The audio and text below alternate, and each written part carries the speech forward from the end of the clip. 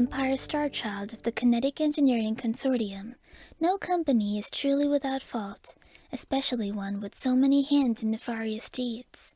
The positive impacts of this company, while they will be noted, fly counter to its troubling history as an under-the-table circle splitter. Although currently operating companies are usually omitted from these entries, this is being made in the hopes of propelling the current leadership into the public eye and on a road to good. In 1997, Onyx began blasting for coal near the eastern edge of Australia. Miles into the desert and far from the rest of civilization, the company had near-free reign over one of the last untapped veins of anthracite and bituminous coal in the world. To support this mine, Onyx secured grants from the Australian state government to develop light infrastructure in the area, including trains, auxiliary sites for upgrading, and an adjacent power plant, which would ideally be paid off with exports to Eastern Asia. By 2003, the Onyx coal mines were in the green, and shipping any coal not used to power the mine itself across the Indian Ocean, especially to the rapidly growing African coastal cities and island states. However, as the early 2000s and the sudden global spur of environmentalism continued, the desire for coal dwindled. Power sources were switched to renewables of various types, and fossil fuel use began to be heavily taxed by the empire. Hundreds of fossil fuel companies were starved by this global push, Onyx included. As their sales dropped, greater and greater stockpiles of freshly mined coal lay unused, hoping to one day fuel Unia or China once their mad dash to mine every last particle of their coal would eventually not be worth the effort. But with the rapid onset and extensive severity of the Holocene extinction, pairing with the strict and now fiercely enforced regulations posed by the empire, this plan fell apart. Hoping to diversify in any way possible, Onyx reconstituted some of its coal into graphite, making a pitch-black pencil, and unique art products to sell to the world. It attempted to sell to steel factories, but this was turned down in favor of recycling material that was already cast. Unable to justify using that much coal for power, especially in lieu of grander world events, Onyx turned to the last major industrial use of coal at the time: carbon fiber. In a bizarre turn of irony, the hastily bought facilities to perform this process were used to create tough and sturdy wind turbines, globally marketed under the name Onyxitron, or Black Device. These turbines, in a further turn of irony, had the East African and storm-laden Pacific Island coasts as the major buyers.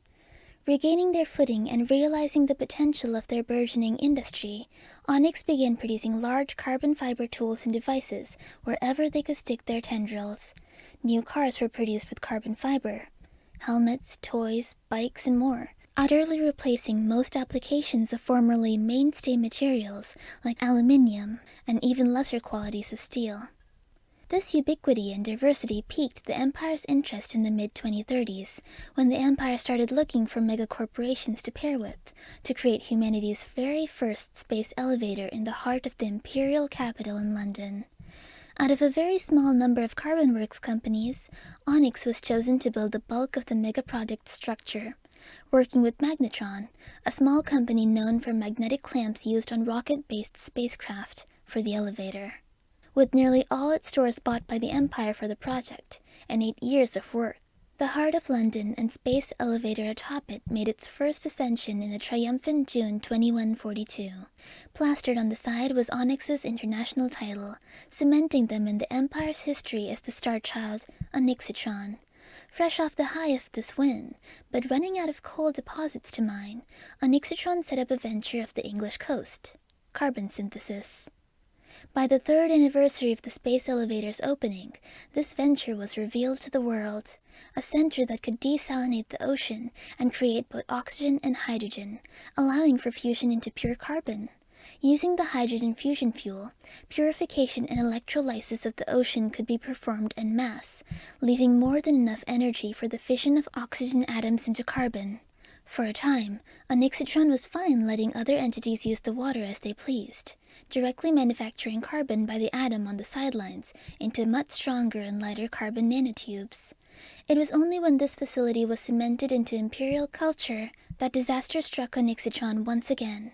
In a spectacular accident, the highly flammable hydrogen stores were set ablaze, expanding throughout the facility until the oxygen stores blew apart as well, effectively cutting off the carbon works industry, fusion fuel, and water from large swathes of the empire, creating the carbon-hydrogen crisis. Scrambling for any way out, the mega-corporation used its extensive imperial compensation and grant funds to buy out their old rivals in China and North America, repurposing nearly every surviving coal mine for the Onyxitron machine, ousting nearly half of the workers of the mines that oftentimes fed entire towns. Instead, the mine shipped exports and lost all local leadership. Even by 2077, 2 decades after the carbon-hydrogen crisis subsided, the sapping of Chinese and American resources continued.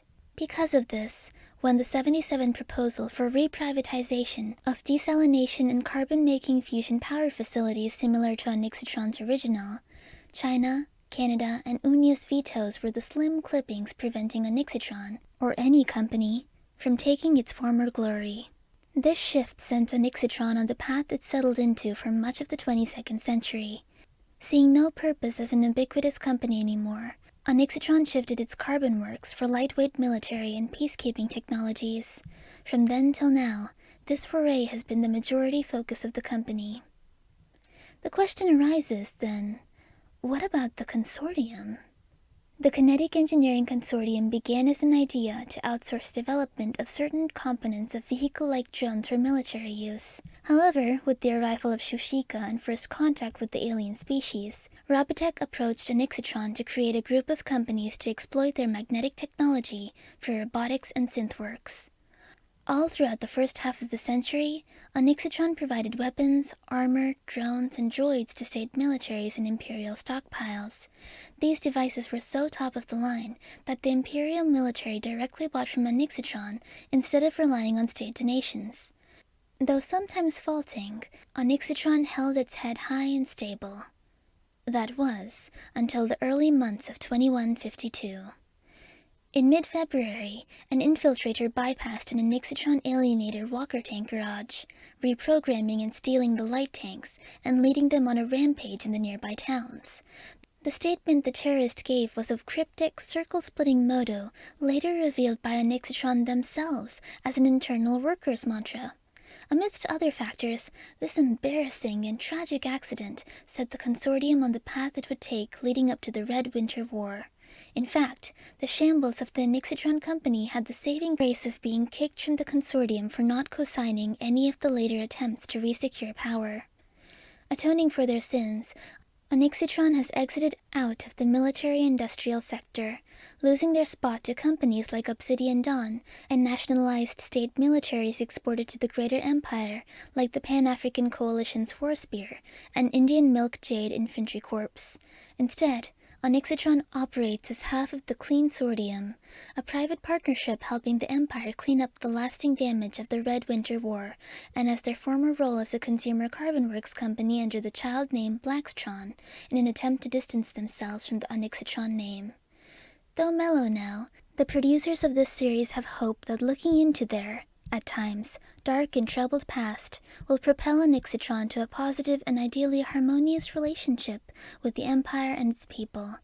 It's about time for Onyxitron's black skies to finally clear.